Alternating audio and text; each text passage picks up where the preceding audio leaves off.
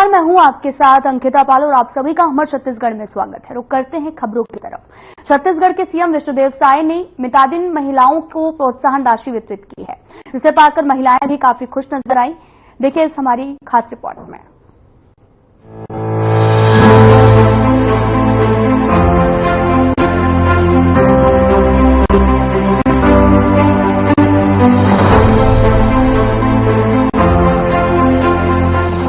रायपुर के पंडित दीनदयाल उपाध्याय ऑडिटोरियम में नवा सौगात मितानिन प्रोत्साहन राशि कार्यक्रम में सीएम विष्णुदेव साय ने मितानिन माता बहनों को एक बटन दबाकर प्रोत्साहन राशि सीधे उनके बैंक खाते में ट्रांसफर की।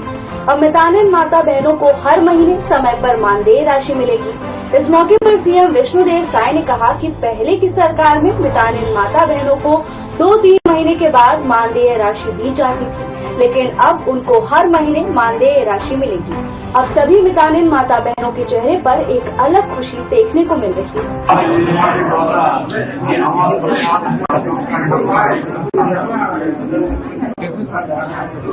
पूरे प्रदेश में 72,000 से ज्यादा मितानिन दीदी बहनें हैं जो स्वास्थ्य विभाग की रीढ़ की हड्डी है, जो लोगों के बीच में लगातार जुड़ के काम करते रहती हैं। ऐसी बहनों को पहले राशि समय पर नहीं मिल पाती थी, कई महीने लग जाते थे, शिकायत मिली थी और हमारे स्वास्थ्य मंत्री श्री श्याम बिहारी जायसवाल जी को हमने अवगत कराया था और बहुत जल्दी उनके नेतृत्व में विभाग ने एक ऐसी व्यवस्था खड़ी की कि अब हर महीना उनके खाते में सीधे प्रदेश से राशि चली जाएगी और इस पद में उनको राशि जाएगी, सभी की जानकारी मोबाइल में मिल जाएगी। सर निश्चित रूप से पूरे प्रदेश में जो हमारी मितानिन दीदी बहनें हैं उनको प्रोत्साहन मिलेगा, उनका मनोबल बढ़ेगा और उत्साह के साथ वो काम करने में सफल होंगे। और इस अवसर पर आज हमारे दोनों डिप्टी सीएम उपस्थित हैं, श्री अरुण शर्मा जी, हमारे स्वास्थ्य मंत्री श्री श्याम बिहारी जायसवाल जी, उनका तो कार्यक्रम ही था, हमारे वन मंत्री श्री केदार कश्यप जी उपस्थित हुए, हमारे विधायकगण उपस्थित हुए, श्री पुष्पन साहब, अनुज शर्मा, इंद्र कुमार साहब और हमारे स्वास्थ्य विभाग के एसीएस मनोज बेगवा सहित सभी विभाग के अधिकारी मौजूद। विष्णुमोहन जी सांसद हो गए, उनके पास संसदीय कार्य मंत्रालय था जब वो विधायक थे, उनके जगह पर श्री केदार कश्यप जी संसदीय कार्य मंत्री होंगे और हर बस्तर को फोकस किए हुए हैं। मुझे भी देखा है संभाग हम लोग विशेष फोकस रहेंगे, वहाँ पर राजी हैं उनके दर्शन। तो वहीं मितानिन प्रोत्साहन राशि मिलने के बाद महिलाओं के चेहरे पर भी खुशी देखने को मिली और सभी लाभार्थी महिलाओं ने सीएम विष्णुदेव साय का आभार जताया।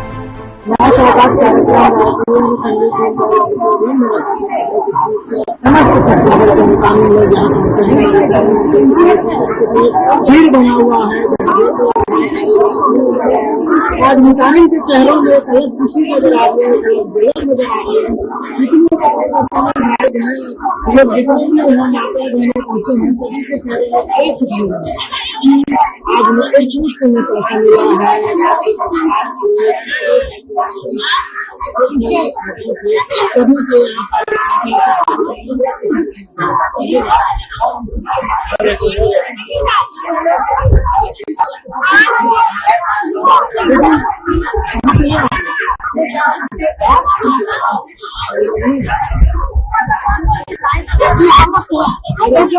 क्या है आज आपको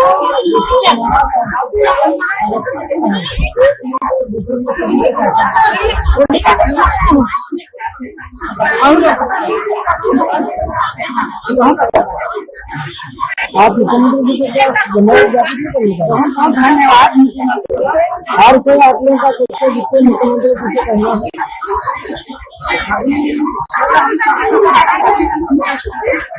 पहले कैसे मिलता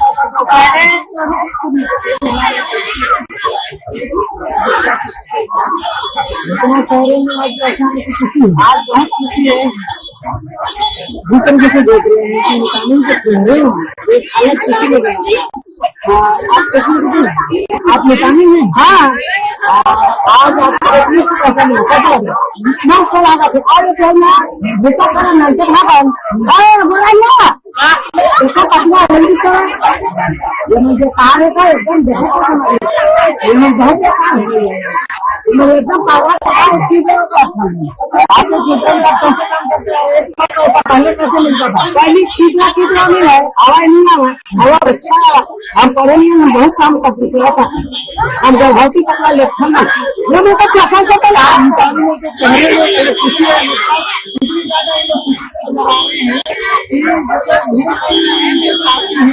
और किसी बात नहीं रहे हैं और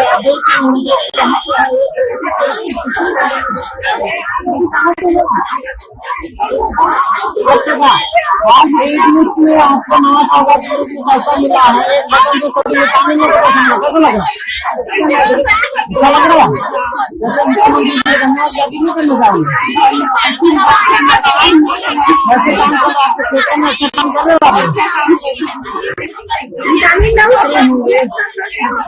और भी हमारे साथ जानने की कोशिश करेंगे कितनी खुशी नहीं हो रही है आपको कुछ ऐसा मिला ऐसे ही प्रतिमाना आपको मिलेगा आप और एक नुकसान है तो यहाँ से निकाल रहे हैं मुख्यमंत्री जी से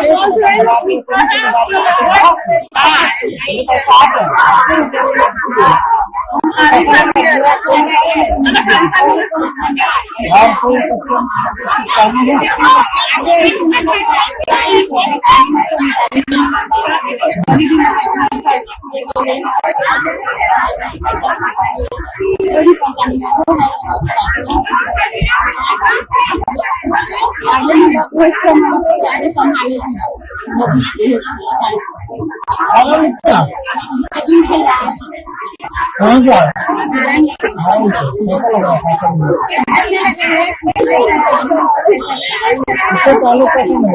पहले क्या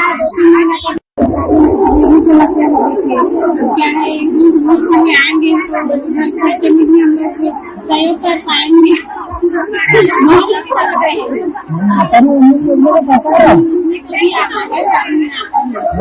आप लोग अपने से कमा रहे ज्यादा किसी को भीतर नहीं रहेंगे। अच्छा लग रहा है भैया और मिलना ही चाहिए क्योंकि कुछ मितानियों का मतलब जीवन जो है भाई मेरे घर में मतलब हस्बैंड है तो मैं अपना कुछ तो मतलब उसमें चल जाता है लेकिन किसी घर में कोई विधवा लेकर दीदी भी मितानी भी है जिनका मतलब घर चलना बहुत मुश्किल है तो इस वजह से ना मतलब पैसा का जो राशि है कभी रज्जाल कहीं केंद्रास आता तो उन लोगों को पता भी नहीं चलता था कहीं 2200 रुपये अलग आते और अभी तक कुछ मितानी दीदियों को 2200 रुपये मिला भी नहीं है।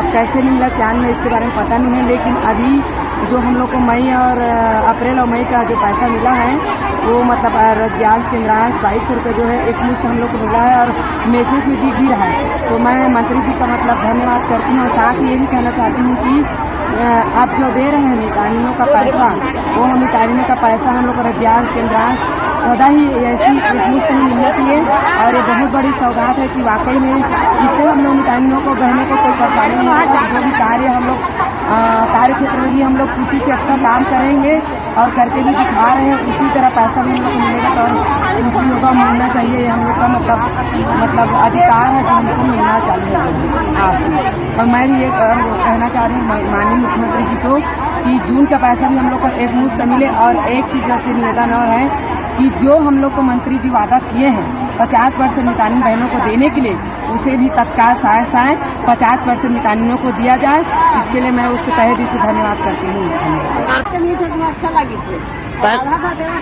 समझ नहीं आती कितना अभी मिल रहा है डायरेक्ट? अभी तक डाले हैं 2200 डाले हैं। कैसा लग रहा है एकदम पूरा पैसा एक साथ डायरेक्ट मिला? अच्छा लगा तो पहले लेट से मिलता था 2 महीना 3 महीना बाद भी मिला थी ना अब डायरेक्ट हर मन मतलब अलग अलग ध्यान तो ये अलग अलग मिले तो हमारा समझ नहीं आती अब समझ आई तो एक हुआ दिन का जब से सूबे में बीजेपी की विष्णु सरकार बनी है, तभी से लोगों के हितों में कार्य किए जा रहे हैं। मितानिन प्रोत्साहन राशि मिलने से महिलाओं के जहां चेहरे खिले हैं, तो वहीं दूसरी तरफ महिलाओं को आर्थिक मजबूती भी मिलेगी। Bureau report.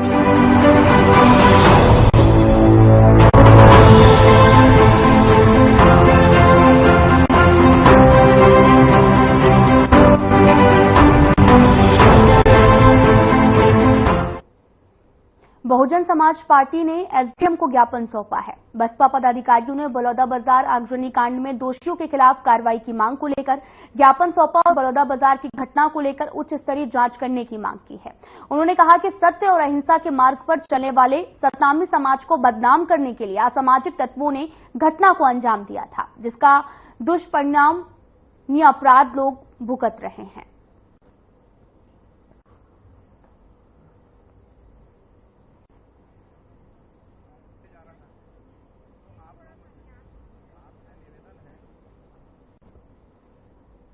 देखिए, बलौदा बाजार में परम पूज्य गुरु घासीदास बाबा जी का जो जय स्तंभ विरोधपुरी में बनाया गया था, उसको कुछ अपराधी तत्व के लोग काट के फेंक दिए थे और उसके लिए हमारे समाज के लोगों ने प्रशासन को निवेदन किया था कि उनके अपराधी को पकड़ करके उनको जेल में बंद किया जाए।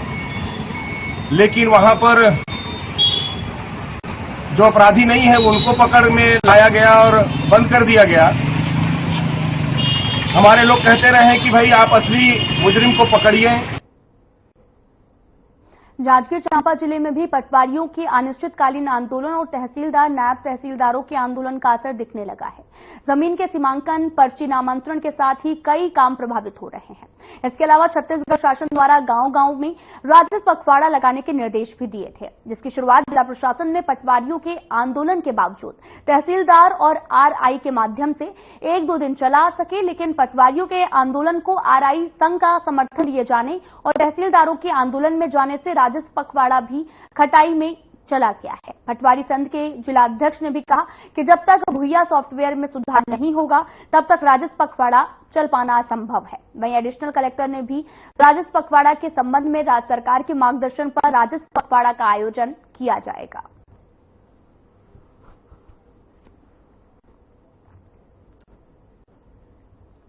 आज राजस्व पटवारी संघ छत्तीसगढ़ के 5वें दिन हड़ताल जारी है और शासन के कान में जो भी निर्णय ली है, जबकि ये छोटी छोटी तकनीकी त्रुटि जिससे आम किसान भटक रहे हैं, उसको एसडीएम के आईडी में दे दिया गया है।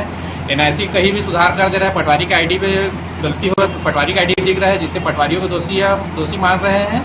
इसलिए हम एनआईसी से आग्रह करते हैं कि जल्द जल्द ये सॉफ्टवेयर में सुधार करें। छत्तीसगढ़ शासन राजस्व विभाग के निर्देश थे कि 5 तारीख से लेकर के 20 तारीख तक विशेष अभियान चला करके राजस्व पखवाड़ा चलाया जाए। उसमें नामांतरण, बंटवारा, सीमांकन और भी अन्य किसानों से रिलेटेड जो छोटी छोटी समस्या है उनका निराकरण किया जाए। हमने शेड्यूल बना करके पूरे जिले में जो है उसका एक कार्यक्रम तो बना दिए थे, बट विगत 8 तारीख से पटवारी लोग अपनी विभिन्न मांगों को लेकर के हड़ताल में, फिर भी हमने पखवाड़े में जो है नायब तहसीलदार और आरआई को बिठा करके आदर्श को शिविर हमने कराए है। बट पुनः आज से पुनः तहसीलदार लोग भी सामूहिक रूप से अवकाश में चले गए हैं।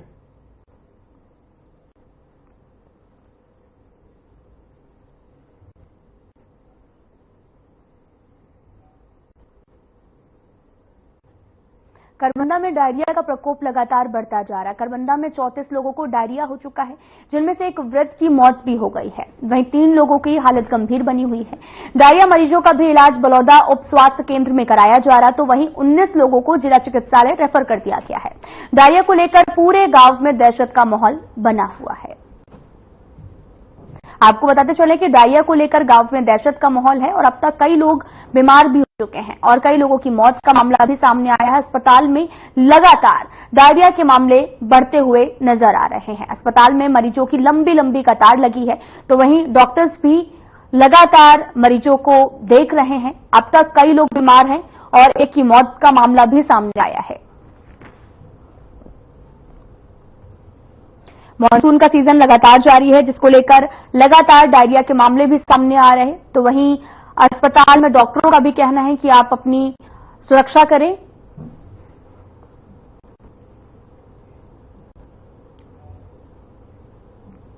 जांजगीर चांपा में बदमाशों ने बाइक सवार युवकों को झांसा देकर उससे 1.5 लाख रुपए लूट लिए हैं। घटना को अंजाम देकर मौके से फरार हो गए। एडिशनल एसपी ने भी घटना को लेकर विस्तार से जानकारी भी शेयर की। तो वहीं पूरे मामले को लेकर पुलिस पीड़ित दिलीप सिंह की शिकायत के आधार पर सीसीटीवी की मदद से जांच में जुटी हुई है।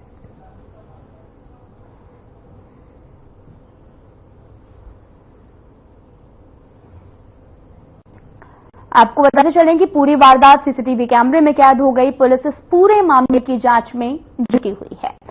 दरअसल पूरा ये मामला जांजगीर चांपा का है, जहां पर सीसीटीवी कैमरे में ये पूरी वारदात कैद हो गई है, जिसके बाद पुलिस इस पूरे मामले की जांच में भी जुटी हुई है और लाखों रुपए लेकर बदमाश मौके से फरार हो गए हैं।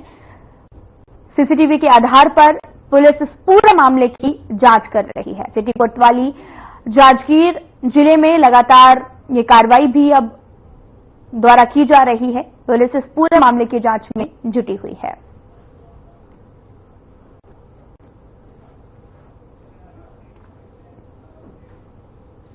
बस्तर पुलिस ने नवीन कानून के प्रति जन जागरूक करने हेतु व्यापक प्रचार प्रसार कर रही है। इसी तारतम्य में आपको बताते चले कि बस्तर आईजी सुंदरराज पी ने बस्तर जिले के पत्रकारों को नवीन विधि भारतीय न्याय संहिता 2023, भारतीय नागरिक सुरक्षा संहिता 2023 और भारतीय साक्ष्य संहिता 2023 के विषय पर विस्तृत जानकारी दी है।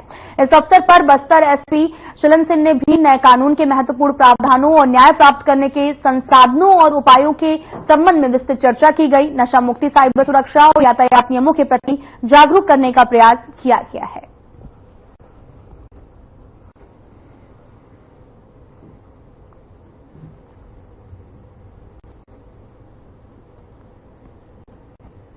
सीआरपीसी एवं इंडियन एविडेंस एक्ट की बगले में 3 नवीन कानून है, जिसका भारतीय न्याय संहिता है, भारतीय नागरिक सुरक्षा संहिता है एवं भारतीय साक्ष्य संहिता है। ये 3 नया नवीन कानून लागू किए गए हैं। सभी कानूनी संदर्भ में यहाँ 1 जुलाई का कार्यक्रम आयोजित करके क्षेत्र की जनता को जागरूक करने के हिसाब से अनेक प्रकार के कार्यक्रम आयोजित किए गए और यहाँ पर सभी स्टेक होल्डर्स के इस संदर्भ में अवगत कराने के लिए एक सीरीज ऑफ इवेंट लगातार आयोजित की जा रही है। उसी सिलसिला में आज पूरे प्रदेश भर में जो पत्रकार साथीगण से रूबरू होकर ये तीनों नवीन कानून की प्रावधान के संदर्भ में उनके माध्यम से क्षेत्र की जनता को अवगत कराने के लिए एक कार्यशाला आयोजित की गई थी। इसमें सभी हमारा इलेक्ट्रॉनिक मीडिया के साथीगण उपस्थित रहा। संभाग के बाकी अन्य जो सभी जिला मुख्यालय में भी एक कार्यशाला आयोजित की जा रही है। प्रदेश में भी सभी स्थान में ये कार्यक्रम आज 11 जुलाई का आयोजित की जा रही है। इसके माध्यम से निश्चित रूप से क्षेत्र की जनता का 3 नवीन कानून के संदर्भ में और जागरूक कराने के उनकी प्रावधान के बारे में, उनके जो लीगल प्रोविजंस के बारे में जागरूक कराने के काम होगा। आने वाले समय में इस प्रकार का और कार्यशाला जो स्टूडेंट्स के बीच में और अन्य जितने भी हमारे स्टेक होल्डर्स है उनके बीच में भी जाकर कार्यक्रम आयोजित करेंगे, ताकि शासन के जो उद्देश्य है इन 3 नवीन कानून की एक दंड की ओर से इसको ले जाकर न्याय की ओर इसको ले जाने का जो उद्देश्य है उसमें पूर्ति होगा और क्षेत्र की जनता को इस कानून के बारे में ज्यादा से ज्यादा जानकारी प्राप्त हो सकता है।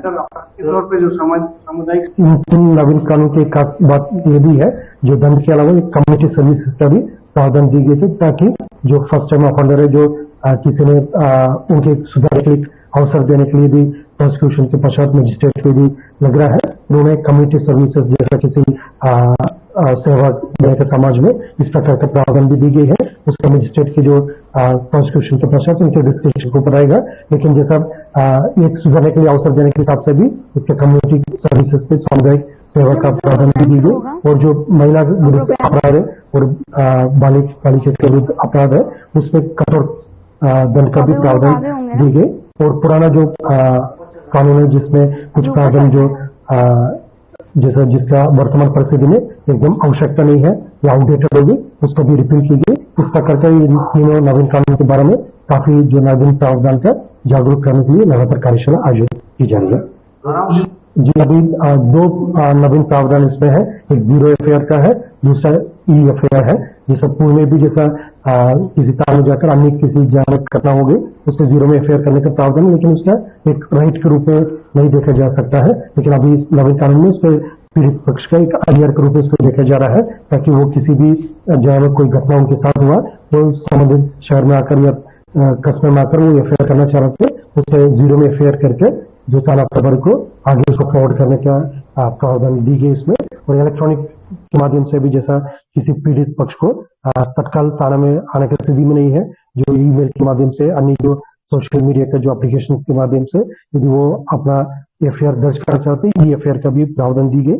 उसमें भी क्योंकि कानून अभी सिर्फ 11 दिन हुआ लागू होकर, इसमें काफी एक पॉजिटिव रिस्पॉन्स भी आ रहा है, लेकिन उसी हिसाब से हमको अपने आप को इक्विप भी करना है, सभी थाना में इसका अपने आप को अडॉप्ट करना है और क्षेत्र की जनता को भी, पीड़ित पक्ष को भी इस प्रावधान के बारे में जागरूक करना है। इसलिए नियमित रूप से ये प्रक्रिया जारी रहेगा ताकि आने वाले समय में मतलब इन सभी प्रावधान को अपन अच्छे तरीके से उसको एग्जीक्यूट करा सकता है। जैसा इसका प्रचार प्रसार करने के लिए हम लोग अलग अलग माध्यम से भी कार्यक्रम आयोजित करेंगे, जो अपने जितना भी कम्युनिटी आउटरीच प्रोग्राम से, इसमें भी इसका एक प्रमुख अंक रूप है जो 3 नवीन कानून के बारे में जागरूक करने के लिए क्षेत्र के जो युवा युवतियों को भी जागरूक करने के लिए कार्यक्रम आयोजित की जाएगा। और जैसा अभी CCTNs में जैसा किन किन लैंग्वेजेस के लिए प्रावधान दी गई है, उस हिसाब से अभी हम एफआईआर को और अन्य जो जितना भी जो डॉक्यूमेंट्स को अपलोड कर सकता है। लेकिन आने वाले समय जैसा फीडबैक के हिसाब से जो स्थानीय बोली का भी यदि कोई प्रावधान की आवश्यकता होगा, फिर उसके भी उचित स्थान पर उसका प्रावधान मतलब उसके बारे में जानकारी बताई जाएगा, ताकि इसका भी प्रावधान अभी एक्सपेंड कर सकता है। ये जो आने वाले समय जितना भी फीडबैक मिलेगा, उस हिसाब से आवश्यकता अनुसार जो प्रावधान और अमेंडमेंट भी इसमें करने के लिए विचार शासन स्तर पर की जा सकता है। लेकिन ये जिस समय पहले भी बताते थे, अभी रोल आउट होकर मात्र 11 दिन हुआ है। इसमें जितना भी फीडबैक्स आएगा, उस हिसाब से मतलब अलग अलग प्लेटफॉर्म में इसमें विचार विमर्श होगा, उसके पश्चात आवश्यक इसमें अमेंडमेंट्स भी होने का संभावना बताई जा रहा है।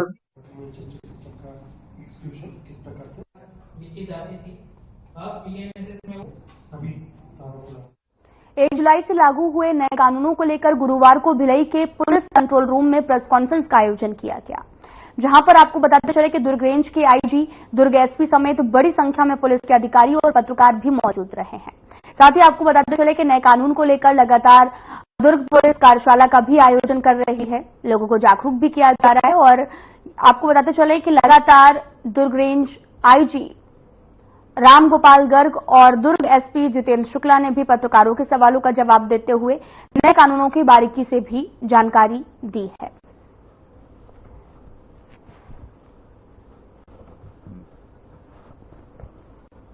एक जुलाई 2024 से पूरे भारत में नवीनतम कानून लागू हुए हैं जो पुलिस प्रक्रिया या न्याय प्रक्रिया से रिलेटेड है। 3 नए कानून भारतीय न्याय संहिता, भारतीय नागरिक सुरक्षा संहिता और भारतीय साक्ष्य अधिनियम को प्रवर्तन में लाया गया है। और उसी के तहत जो अभी तक चीजें हम दूसरे पब्लिक के लिए या अलग अलग समूहों के लिए कार्यशालाएं आयोजित कर रहे थे, तो उसी तारतम्य में आज हमने ये कार्यशाला यहाँ पे पुलिस कंट्रोल रूम में मीडिया समूह के लिए रखा हुआ था। मीडिया के जितने भी हमारे लोग हैं, उनको नवीन कानूनों के संदर्भ में थोड़ा जागरूक करने के लिए, थोड़ा सा उनका नॉलेज बढ़ाने के लिए, और कानून में क्या क्या प्रावधान है, कैसे प्रावधानों के तहत अच्छे से पब्लिक को फायदा पहुंचाया जा सकता है, कैसे पुलिस की कार्रवाइयों को और पारदर्शी बनाने का प्रयास किया जाता है, कैसे न्याय प्रणाली को और तीव्र, पारदर्शी और सरल बनाया गया है, ये सब के संदर्भ में जानकारी दी गई है। और उद्देश्य यही था कि मीडिया को इन कानूनों के बारे में थोड़ा सा जानकारी देके उन्हें ऐसा सशक्त बनाना, ताकि जो भी इम्प्लीमेंटेशन एजेंसी है, चाहे वो पुलिस हो, चाहे वो कोर्ट हो, इन सब के प्रति जो उनका उत्तरदायित्व है वो मीडिया उनको समझा सके। मीडिया हमेशा अलर्ट रहे, कानून की जानकारी रख के हमेशा सही तरीके से हो रहा है नहीं हो रहा है उसको सभी लोगों के सामने ला सके। तो इसलिए मीडिया को भी नए कानूनों की जानकारी अति आवश्यक थी, तो उसी के लिए आज ये कार्यशाला आयोजित की गई। ऐसी चीजें जो पब्लिक के लिए पेचीदा हो, पिछले कानूनों से तो बहुत सरल है, ऐसा कुछ भी पेचीदगी नहीं है।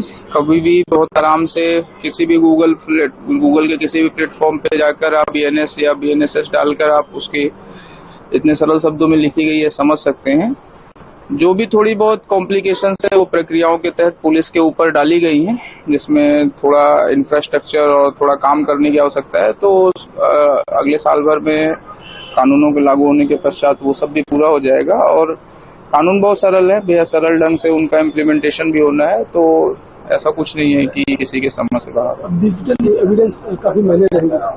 हाँ, डिजिटल एविडेंस भी मैटर करते हैं और उनका कोर्ट में उनको प्रूव करने की प्रक्रिया को भी सरल बनाया गया है ताकि बहुत आसान ढंग से मतलब उन साक्ष्यों के आधार पर भी सजा आसानी से कराई जा सके। फ्लैश वीडियो में इतना ही। नमस्कार।